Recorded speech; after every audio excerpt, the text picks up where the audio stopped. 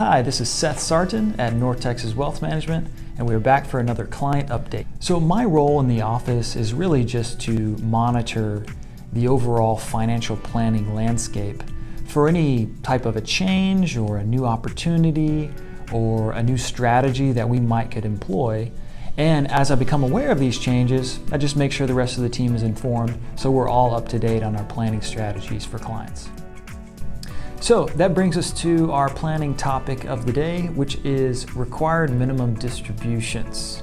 One of the relief measures for the coronavirus outbreak was the passing of the CARES Act on March 27th. Now what this did, among other things, was to effectively waive all required minimum distributions for 2020. So owners of IRAs, 401ks, 403bs, that are of the age where they had to take a required minimum distribution, well, in 2020, that's no longer required. So this was passed on March 27th, but what you had was a number of individuals prior to that, early in the year, they had already taken their RMD.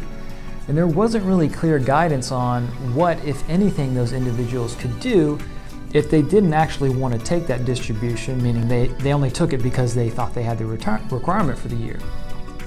So the IRS recognized this, this was a topic of conversation, and they issued some guidance on it. And essentially what they've said is that unwanted required minimum distributions can be placed back into those tax advantage vehicles, and the deadline to do so is August 31st. Now, this provision won't affect everyone. For example, if you're taking a systematic distribution from your IRA to live on in retirement, it's unlikely you'd want to deviate from that plan. However, if you've taken a distribution in the year purely to satisfy the required minimum distribution, it may be worth your while looking at recontributing that or employing other strategies. We have been proactive with the clients we think this might make sense for, but if you're hearing this and you think this might pertain to you, give us a call.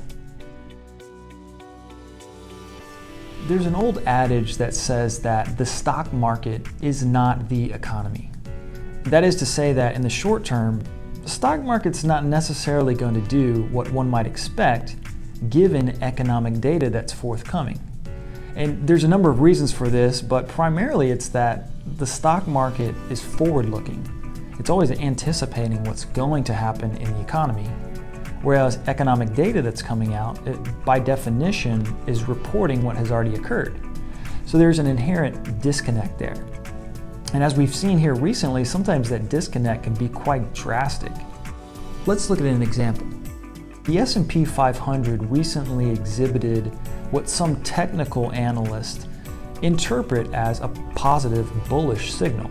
And that's when the 50-day moving average crosses the 200-day moving average to the upside. Sometimes this is called a golden cross.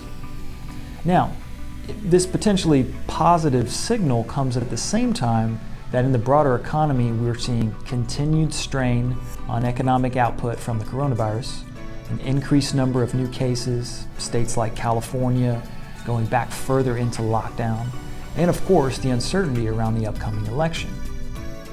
So again, the stock market is not the economy.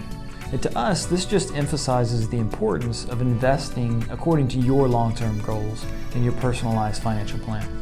For more market research, you can check out the mid-year outlook report from LPL Research. We'll put a link to that report in the description of the video.